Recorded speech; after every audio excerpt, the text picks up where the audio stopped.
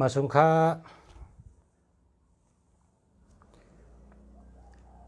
มาสูงพอไม่พี่น้องผู้ถมยินกูก็กูเจ้าข้ามาสูงตั้งเสียงข้า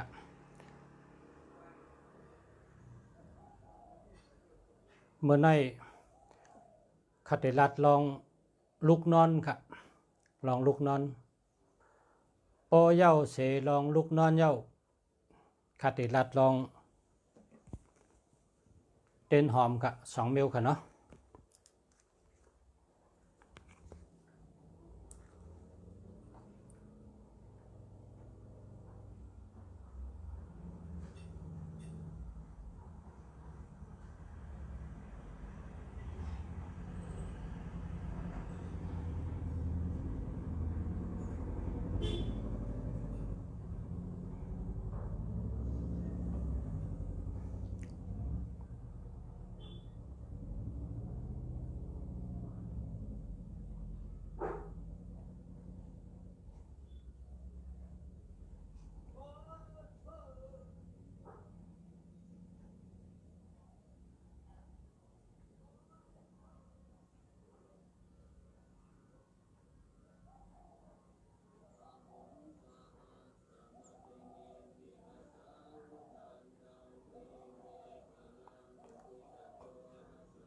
ได้ยินเสียงฮะได้ยินเสียงฮะยินนะลูกที่ไหนได้คืนเอาอะยินนะลูกที่ไหนได้คืนเอาอะคืนเอาค่ะที่ไหนคืนเอาคืนเอาค่ะที่ไหนคืน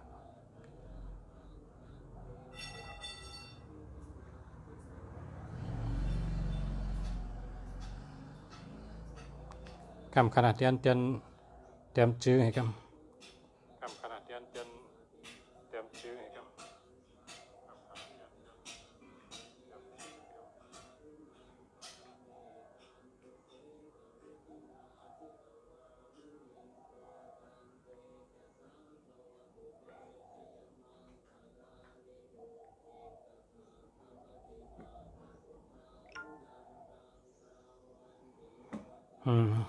การนำปัด1685ลีข้าวการนำปัดตั้งเองนำปัดมันมีแห้งอย่าไปโกนะมันมีแห้งอันมีแห้งในเป็น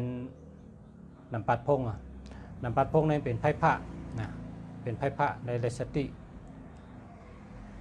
การนำปัดเฮิรนนำปัดมันโดดด้วยกระไรก้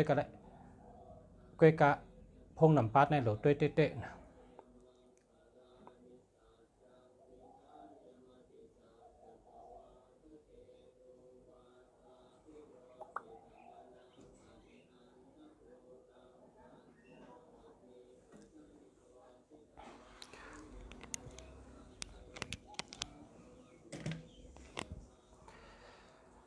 มาสงค้า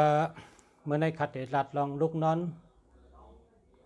พอเย้าลองลุกนอนก็ขัดเดลัดลองเต้นหอม2 มิลค่ะเนาะลองลุกนอนเลยว่าลำลองปุ่นตา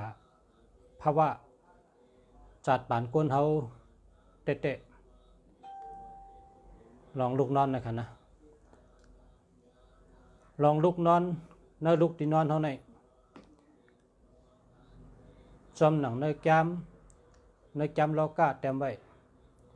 แกมปืนล้อกะแกมล้อกะเต็มไว้ว่าพอเขาเคยขึ้นใจมาสูงพอเขาเคยอยู่ดีกินหวานพอเขาเคยมีอายุยืนยาวนะอายุวันนะสุขะ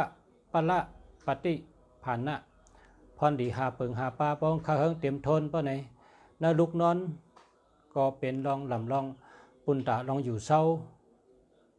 กินสังไปอยู่ดีก้นเฮาเตะบาค่ะก้นเฮาค่ะเพราะว่าอยู่ดีป้อไหนจึงหลับสัปปะกะเงินคำเดมาหังกุยที่หนึ่งเราได้อยู่ดีกินหวานเพราะเฮาอยู่ดีเงินในเฮาหาอะไรกูวันเพราะเฮามีเงิน ซ้ำว่าอ่ำกินไรอ่ำกว่าไรเพื่อไหนอ่ำมีกาขันอีสังขะนะก็เปิดเจ้านั้นแหละที่หนึ่งให้ได้อยู่ดีกินหวานนะเมื่อในเตลาดลองลุกนอนในเป็นลองอยู่ดีกินหวานเมื่อว่าซ้ำเมื่อว่าในขาดลาดลองห้องน้ำในชุ่มเป็นโหเจอเฮิรนดังหนึ่งแล้วก็เป็นป้ายหมักมีนะเมื่อว่าขาดลาดเนี่ยเป็นลองป้ายหมักมีและลองโหเจอเฮิรนอันนั้นเป็นห้องน้ำทางภายหลงนะทางภายหลงเมื่อว่าลัดกายะลองในพอเพิ่มได้ทอมก็ขึ้นกับด้วยตั้งหลังเมื่อในขัดเตมาดัดลองลุกตีนอนลองลุกตีนอนในหนึ่งที่หนึ่งนะที่หนึ่งในย้อนเฮอมดเสือกูจอกกูเจงนะเฮอมดเสือกูจอกกูเจงลุกตีนอนในอ่ำโลกว้างนะอ่ำโลกว้างโลแก็บก็คุณหอคำนะคุณหอคำในมีวางเหยอะมีหอคำเหยอะจะ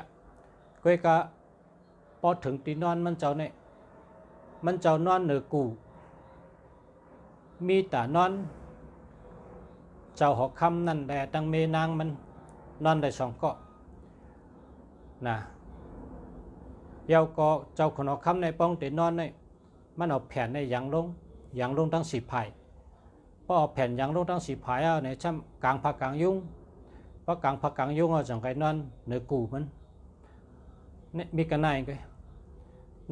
ในเป็นวางหอกคำค่ะเนาะคำในซ้ำพอมัดด้วยกวนเขาขาในเขาขาเป็นกวนโยโย่กวนธรรมดาเพราะว่าเขาขามีเฮิร์นปะไหนเขาขาหลุดเฮ็ดห้องตัดเตเก็บโคห้องหนึ่งห้องตัดเตนอนห้องหนึ่งค่ะในห้องนอนในอย่าไปไว้โคนะอย่าไปไว้โคพอเขาขาไว้โคน้ำไปอยู่ลีแต่ยุบยอมจุกลาบสัปกาไผ่การเงินยุบยอมหนังหือแลเตลาบลีหนังหือแลเตลาบแห้งลาบลีจิ๋วลีอยู่ดีกินหวานนั่นเนื้อลูกนอนที่หนึ่งหล่อไหลมดเฉยหล่อไหลมีตังมดเฉยเย้าก็อำหลกกว้างเนื้อลูกดีนอนอย่าไปไว้สังเสมิวนะทีวีก็มหลไว้ห้องน้ำก็มหลมีเฮิงเป็นตีนอนหลายๆก็พอเขาเมื่อนอนก็นอนเมียวเหลวอย่าไปมีสังเครื่องเจ้าไพ่ผ้าอำหลมีเสมิวสั่งว่ามีปากไพ่อยู่จำเฮอค่ายปากไพ่กับไว้ไกลๆก็แปลว่าเมื่อเขานอนนั้นสายไพ่ผ้าเตจันดูดเท่าและพอมีปากไพ่ก็เฮอค่ายปากไพ่กับไว้ไกลๆอย่าไปไว้จำที่นอนพอเขานอนพงเขาในก็เอาไว้ไกลๆอย่าไปไว้จำลาตั้งตีนตีนอนอ่ำลีมีเออ่ำตั้งตีนตีนอนตั้งโหตีนอนอ่ำลีมีเอลาเย้าก็อ่ำลีมีทีวีอ่ำลีมีลานะทีวีก็มหลมีเอก็มหลมีตั้งตีนตีนอนเพราะว่ามีเอเอาไว้ตั้งคาง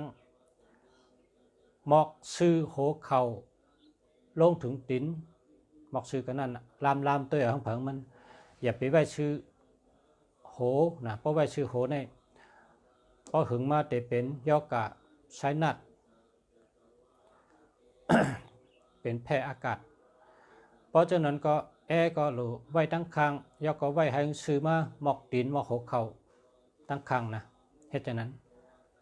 เจนไนกันในมาถึงข้อที่สองในนลุกนอน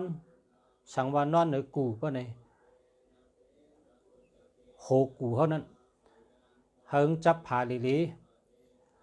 โหตีนอนตีนตีนอนอย่าไปหามีปัดแดงคู่ลมนะอย่าไปหามีลาพักตูก็อย่าไปหามีซื้อตีนตีนอนและ ซื้อโหตีนอนเนี่ยเฮงเป็นผาจังไหนกันนะเป็นผาจังไหนอย่าไปเฮมีปัดแดงผู้ลมพักดูจะในมีมได้ละพอมีก็เป็นย่อกาเหมือนกันตั้งชื่อตีนอนเท่าไหร่นะมันดีมีเพราะว่าเขาเอากูเขากับจับเผือกผาไปไหนก็เฮงจับผานั่นนะกำในข้อที่3กูตีนอนในโหลเลยจับภายแล้วภายหนึ่งนะโหลเลยจับภายแล้วภายหนึ่ง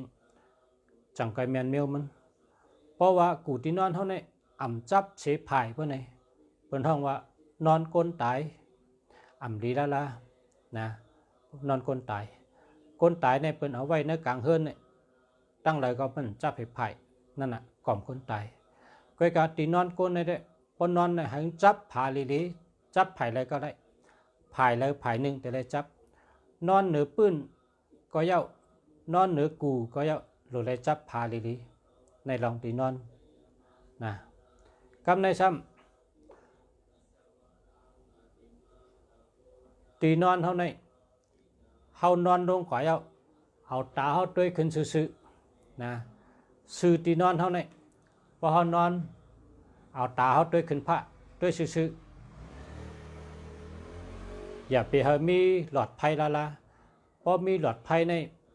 เป็นกินสะนะเป็นย่อกากินสะก็เพราะฉะนั้นนะสังว่ามีหลอดไพ่เพื่อไหนเจอเป็นมาแก๊สแปดย่าแปดขึ้นตาสีเหมือ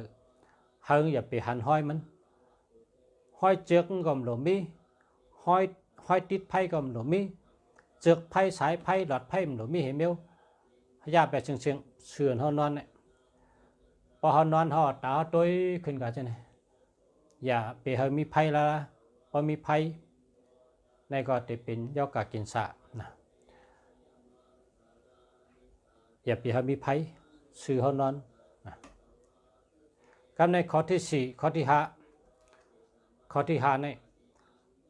ซื้อเฮานอนเนี่ยนะซื้อเฮานอนเนี่ยจะได้เป็นเป้งหลีเหมือนหนังหน้ากองกลยาวกองกลยาวเนี่ยมื่มไปใส่จ่ามันนั่นมื่มไปมีจ่าเนี่ยเป้งหืนเป็นว่าเป้งเหมือนหน้ากองเนี่ยว่าหรือที่นอนเท่านั้นพอเขานอนเห็นตัวจะไหนเฮงเป้งเหมือนหน้ากองกลยาวเนี่ยมือเปิ่นไปใส่จ่าเนี่ยมันเป้งหืนไว้นั่นน่ะกวยกาเพราะเป็นใส่จ่าเขาก็มีเขาก่อมาแม่เขาแล้วเป้งตีนอนเขาเพราะว่าลักษณะเขาเฮ็ดเป็นเสียงเฮ็ดเป็นหูเฮ็ดเป็นหางให้เมียวปะเนี่ยย่าแปดนะย่าแปดเพราะว่าย่ามไรนะย่ามไรก็เฮากะเอาตรงถัดตานะตรงถัดตาไม่อัด3จันในมาป้าใส่แทงก็ขึ้นเสิร์เฮงอย่าไปหันเป็นห้องว่าเสิร์เติมมันนะเติมในมีหลายเมียวอันเติมมันขาวก็มีเติมเป็นไม้ก็มีเสิร์เติมมันเพราะเสิร์เติมมันทั้งจันเนี่ยหันชังนั่นไรอยู่นะก็กะพอเขานอนเหี่ยวเขาด้วยหันอันเป็นหูหันอันเป็นเสียงหันอันเป็นแหลมเนี่ยอำไรเสียเมียวค่ะเป็นย่อกาค่ะนี่ตีนอนเนี่ยด้วยหลีตีนอนเผาตีนอนมันนะ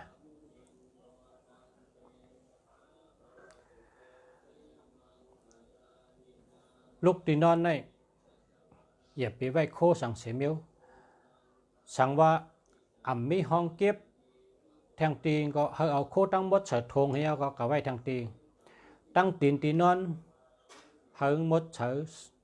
เริ่มไหลมดเฉยลีตั้งตีนอนมันก็เอาโคไว้มันก็เอาตูไว้เอาเตือกไว้เอาตีหอยโคเลี้ยงไว้จะไหนมันปอกถีไรเนี่ยมันปอกถีไรเพราะไว้โคเนี่ย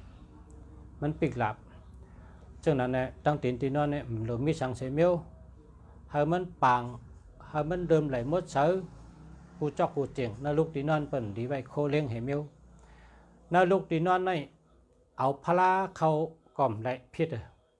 เอาพลาเขาก่อมและพิษมังก็ว่าข้าเป็นก้นเท่าหรอเอาพลาไว้หัวนอนเชียวกันนอนกันนะมันพิษนะพิษแล้วก็พิษแล้วก็เปิดว่าพระเป็นเจ้าในเป็นถัดไพ่นะพระเป็นเจ้าในเป็นถัดไพ่ถัดไพ่ในมันไม่กูเมียวนะ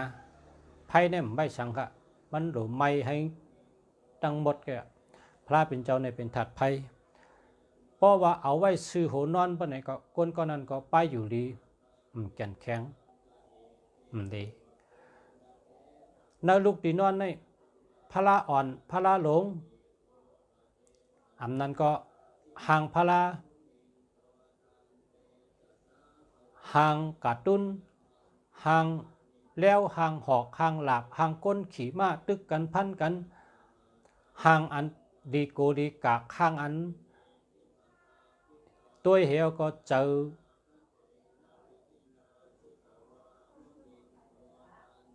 ตุ่มขนเนื้อประยุกต์ตัวในก็ดีไว้นาตีนอนเพราะว่าไว้เนี่ยดีละห่างพระก็ดีไว้ห่างตุ๊กตาก็ดีไว้นะนาตีนอน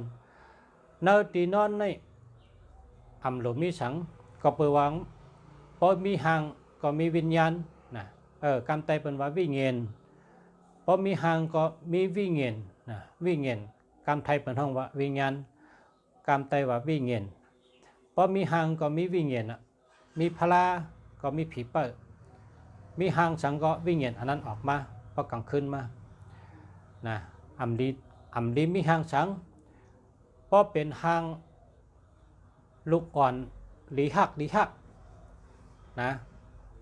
ลูกอ่อนนั้นลีหักเจ้าในเตะก็เปิดว่าตัวเหวก็ลีหักนะลูกอ่อน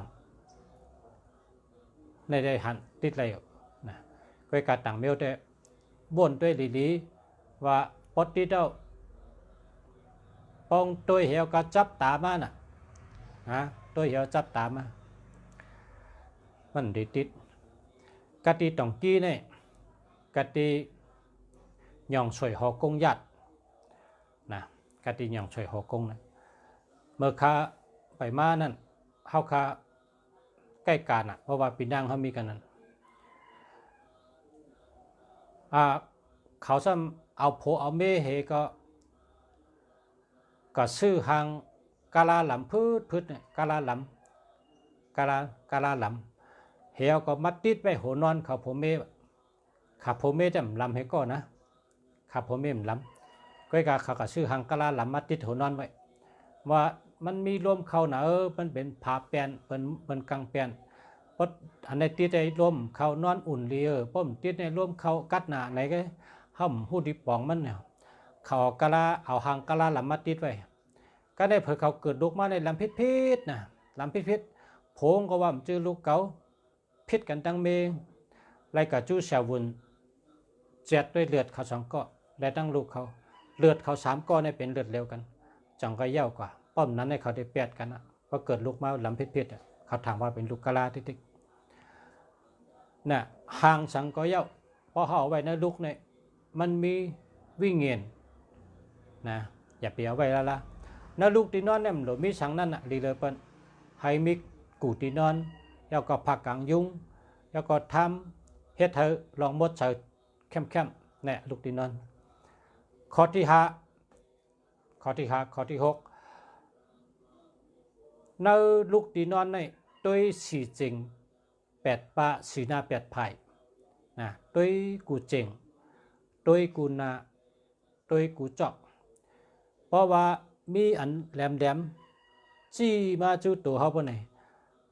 มันจี้มาซื้ออะไรก็จะเป็นยอดกาซื้อนั่นนะ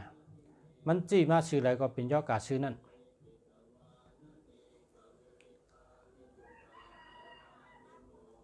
อันแหลมจี้มาจูกุตีนอนจี้มาตั้งตีนอนเนี่ยโหลมีเหมียวนะโหลตัวเจ๊นะลูกนอนเนี่ยอย่าเฮมีอันแหลมนะเมียวอันแหลมอย่าให้มีละ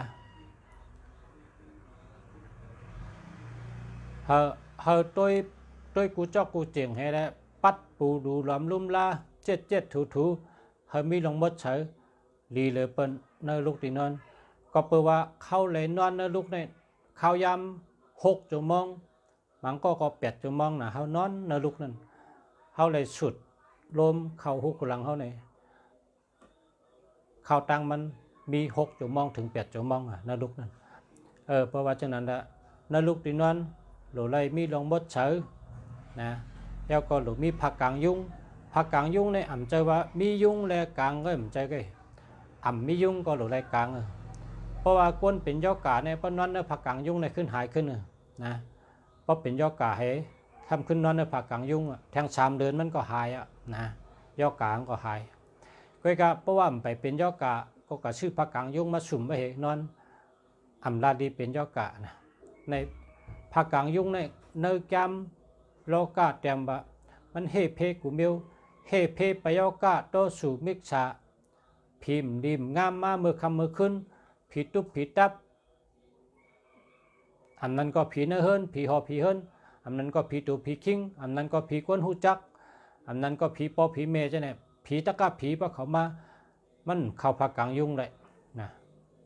กามไตในผักกางยุงในมีแทงเมียวเขาห้องว่าสุดเนี่ยแบบแต่ว่าเมื่อเดี๋ยวเปิดลาดกามเขานั้นแห้งและสุดเนี่ยมันเข้มอาทิตย์ปีมันเข้มนะเขาก็เลยเรียกเป็นผักกางยุงกามไตในมี2 ข้อกามไตในมี2 ข้อสุดในก็ห้องผักกางยุงในก็ห้องคนที่เมืองไทยแกคนที่เมืองไทยในอันปลาหมึกในมี2 ชื่อนะปลาหมึกในมือกูปอกในเปิ้นห้องปลาหมึกอะเปิ้นห้องว่าตัวสุกชักนะก็ในเพราะว่าตัวสุกชักเนี่ยเปิ้นใครกินท่านน่ะเปิ้นถ่อมจื้อตัวสุกชักแห้งแรงสุกชักในพวกกันยอบก็โหงในหนวดในพันจอมมือเปิ้นน่ะหนวดมัดมือเปิ้นน่ะเปิ้นว่าอ้าวเราสุกชักน่ะปลาไม่ได้หนวดยาวน่ะหนวดขาจะได้มัดมือเปิ้นน่ะก็กันยอบไรตัวเอาเปิ้นไหนตัวก็ยอบไรตัวไหนก็เป็นหนวดก็เป็นหางตีนจะมามัดมือคนที่ไหนมันจังตรงเป็นห้องวัดตัวสุกสักพอหึงมาในนี้พายก็ไม่ใครกินปลาหมึกเนี่ยก็เพราะว่าซื้อมันดีกำในเป็นเรียกซื้อว่าปลาหมึกกำในว่าปลาหมึกในได้คนในกินเมื่อกูประวัติตัวสุกสักในคำกินนั่นเป็นเรียกซื้อกำไตเขาก็ว่าผากางยุ่งในก็เป็นเรียกซื้อไงมันไม่ทางซื้อว่าชุดเปิ่นลาดตัวเดียวขอก้ามันว่าชุดในเปิ่นใจกันในการนาเปิ่นเตลาดว่าผากางยุ่งเนี่ยเนื้อดิกุติตีเขาเตรียมว่าผากางยุ่งเนี่ยค่ะตัวเดียวนะเพราะว่าผากางยุ่งเนี่ยก็ป้องใจกันนะเนาะเฮานอนในผากางยุ่งกูก็พาเลยก็ยับบาคนยิงคนใจบาคนนะคนเฒ่าคนหนุ่มล้วนคนหลงปนนอนในผากางยุ่งในหลอดเพย่อก็ชูเจ้าอยู่ดีกินหวานนะหลอดเพดีในขลาดลองลุกตีนอนนะลุกตีนอนกำในซ้ำ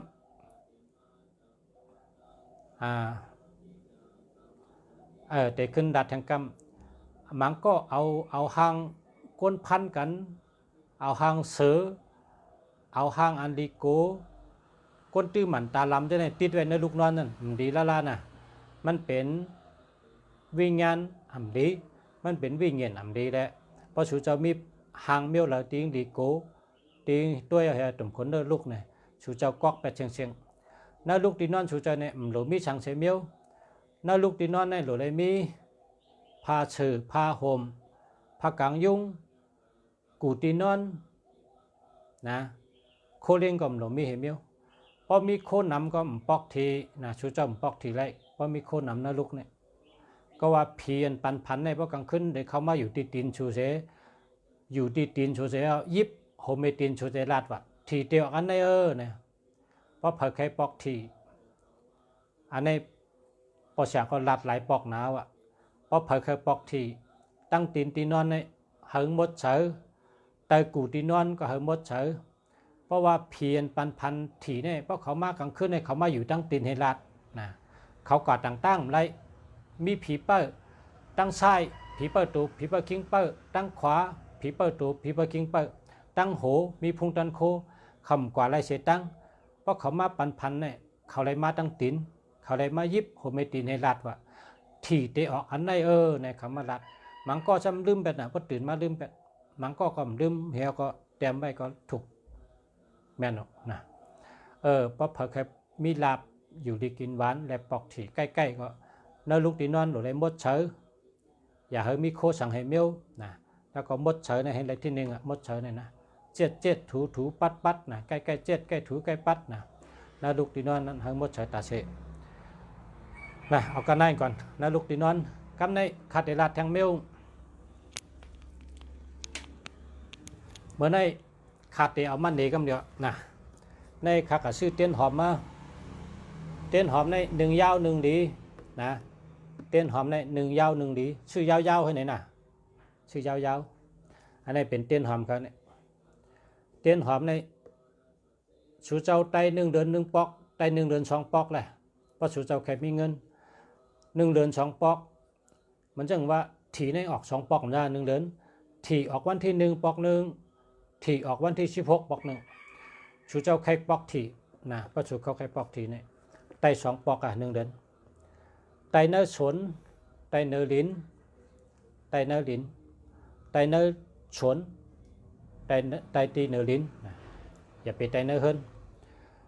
นในไตดูพระราเดินเจ้าเนี่ยหนึ่งวันในไตหาตนนะไหลว่ามีเข่งพระราก้อยกะเพราะเคยไหลลาบเคยนาการดีเนี่ยหลกกับไตเนื้อสน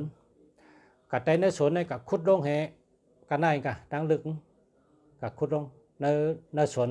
คุดหลินลงเหี่ยวก็เอาเต้นหอมในจับไผ่พอจับไผ่เอาเต้นหอมในเอาปักติลินนั้น36 ตนนะไตเต้นหอม36 ตนพอปักเต้นหอม36 ตัวน่ะเนี่ยเอาน้ำกินให้เตาน้ำกินให้เตาพอมีตั้งกินตั้งย่ำก็เอากะว่างปันเปิ้นมีหมักไม้ก็เลยมีข้าวมุนก็เลย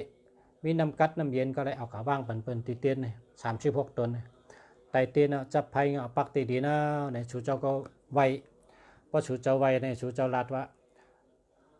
ลัดจื้อ3 กำอาศักวันเกิดยาก็ตีวันชูอยู่ตีเฮิรนชูอยู่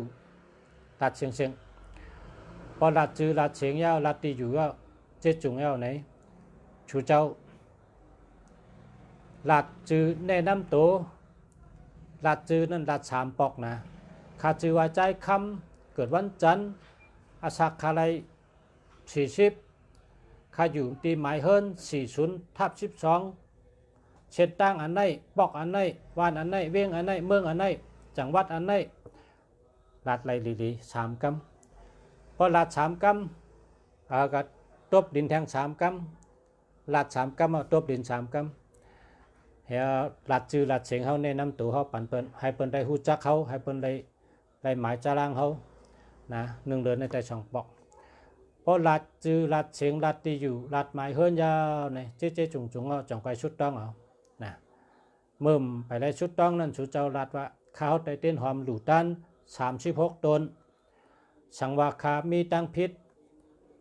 กายกรรมวจีกรรมมโนกรรมอันนั้นไล่ลัดพิษและสังอันนั้นไล่เฮ็ดพิษและสังอันนั้นไล่ว่นพิษและสังเมื่อจัดก่อนก็เย้าจัดในก็เย้าอันคาหู้โตเสเฮ็ดก็เย้าอันคาอ่ำหู้โตเสไล่เฮ็ดก็เย้าสังว่าไล่ลัดพิษเฮ็ดพิษว่นพิษเสลองเสเปิงก็แค้นต่อจะเขาเมตตากรุณาปล่อยวางข้างหลอดปันขะอย่าเฮอเป็นบทเป็นตามอย่าเฮอเป็นเช่นเป็นนามเสกำขาคากันต่อปากกันต่อเฮงขาอ้อว่าจังไหน3 เปลี่ยนเพราะว่า3 เปลี่ยนน่ะในปังว่าเขากันต่อขึ้นกันต่ออันเมียวอันทอดอันแมดตั้งเชิงน่ะพาราเมียดตาราเมียดสังขาเมียดกุ่งปอกกุ่งเมเจ้าเกจูเมียดกุ่งสาราเมียดกุ่งนี้เจ้าดีพีเมียดกุ่งจอดทอดจังเมียดตั้งเชิงฉังว่าเขาไรพิษไรเปิงไรลาดพิษก็เย้าไรเฮ็ดพิษก็เย้าไรว่นพิษก็เย้าเนาะเปิดห้องว่ากายกรรมอาเปียดวจีกรรมอาเปียดมโนกรรมอาเปียดกายกรรมวจีกรรมมโนกรรมนั้นฉังว่าคาไรพิษป้นเปลี่ยนแมนกาเสดงเสเปิงก็ แค่นต่อไปวางข้างปันคะอย่าให้เป็นวดเป็นตามอย่าให้เป็นเช่นเป็นนามสังฆะว่าจังใน3เปลี่ยนนะย้อนกันต่อย้อนข้างคือก้นเฮาในมังปอกเฮาไลลาดพิษสุดก้องก้นหลีหันตูมหันกามเนาะตันทุกข้าก็ทุกข้าเพราะอะไรพิษแม่นสุดก้องนะเข้าหันเหมือนเจ้าเหมือนจ้างหางจ้าหางวยสังการยอกเจ้าในอย่าไปทางเรียกละมังปอกเป็นขุนชิกยาผ่านมานั่นหันอย่าหันเจ้าสางหันก้นเท้ามังปอกเป็นขุนชิกยาผ่านมานะอย่าไปทางเรียกเปิ้นก็เปิ้นเฮากูได้พิษกายกรรมอันไรตัวเฮ็ดตั้งเสียงกูได้พิษวจีกรรมอันชอบลัดอันลัดพิษตั้งเสียง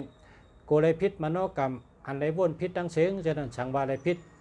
ไรหู้เสพิษก็ดีไรหู้เสพิษก็ดี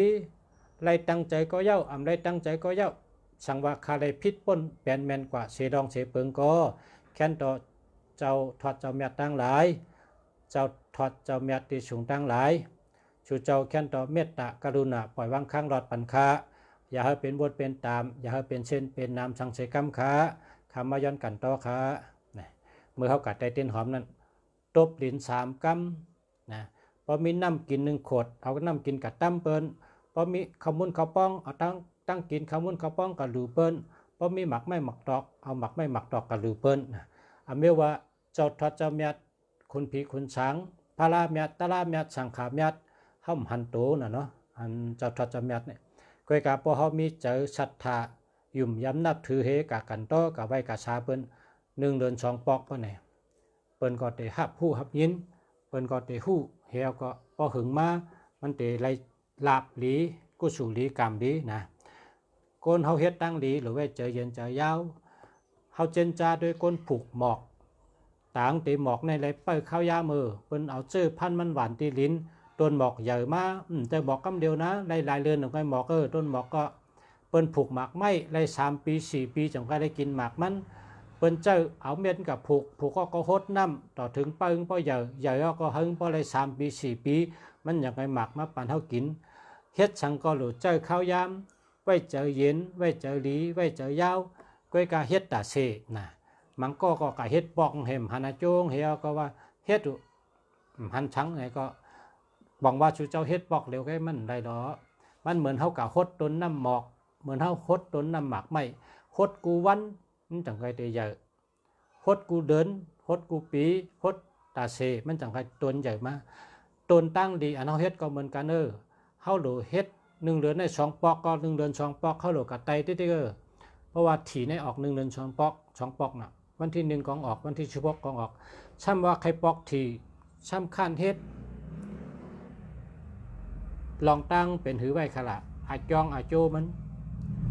นะอาจองอาโจเป็นถือปอเฮ็ดก็คู่กะไหลปอลัดเปิ้นก็ยินป้อมตักเสียงเปิ้นก็ยินเฮากะเฮ็ดตั้งดีปอเฮ็ดปอกช้ำยามือเจ้าเฮาคำและยินเปิ้นก็ยินช้ำยามือเขาเจ้ามีการเขาเจ้าก็ตันก็เพราะฉะนั้นเฮาต้องเฮ็ดตาเสนะ1 เดือน 2 ปอกนะเฮ็ดตั้งดีต้องเฮ็ดตาเสเฮ็ดเงาต่อกลางต่อปลายนะเสมอต้นเสมอปลายในว่าเพิ่นห้องเฮ็ดตั้งแต่อาจาอาชงนะพอไรเตเฮ็ดเอาเฮ็ดติ๊กเหมือนก้นกาดตั้งพอเฮายางออกขึ้น1 ยางเอาไหนก็ยางที่2ที่3ที่4ที่5ที่6ยางติ๊ก3 เดือนเฮาก็ถึงตีวันเฮาได้กลางนะกูปอกเปิ้นลุกบังลงไปมาฮอดเชียงใหม่นี่กะหือเขาตั้ง2 เดือนว่ะไปมานะ2 เดือนไปมาติ๊กนั่นน่ะเพราะว่ายางกว่า1 ยางเอาก็ยางที่2ที่3โดดตามกะติ๊กมันก็ถึงตีคนเฮ็ดตั้งดีก็บ่เลยติเฮ็ดเอาเฮ็ดติ๊กนะ1 เดือน 2 ปอก1 เดือน 2 ปอกได้ติ๊กชูเจ้าก็ติหันอาจูงแกนะเฮ็ดต่อ1เฮ็ดติ๊กอย่าไปข้านอย่าไปป้ออย่าไปหนหลังบ่เลยติเฮ็ดสังก็เฮ็ดติ๊กไว้เจอเย็นเจอยาวเฮ็ดกว่าอาจูงก็ติไหลมาเหมือนดังเฮาผูกต้นไม้หมากเพราะ4 ปีมันก็หมักเฮาผูกหมักไม่หมักส้มหมักผ้าหมักโอ้หมักจอกหมักหวาน3 ปี 4 ปีเฮาก็เลยกินหมักอาหังก็มันมีข้าวยามันชูเจ้าเฮ็ดตั้งดีก็มันนั่นน่ะคัดจะเฮ็ดค่ะแหละเพราะชูเจ้าใครมีลาบลีนะคำมาต่างรัด1ลองตีนอนลุกนอน2ลองเต้นหอมก็ได้ค่ะมื้อไหนมาชมค่ะ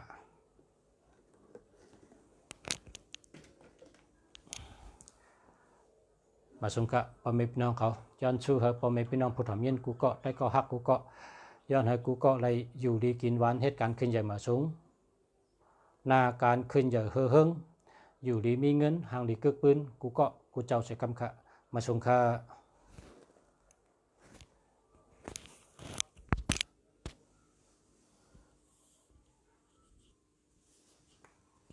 เสียเมืองลีอยู่ตั้งราคาอยู่จังใหม่ค่ะ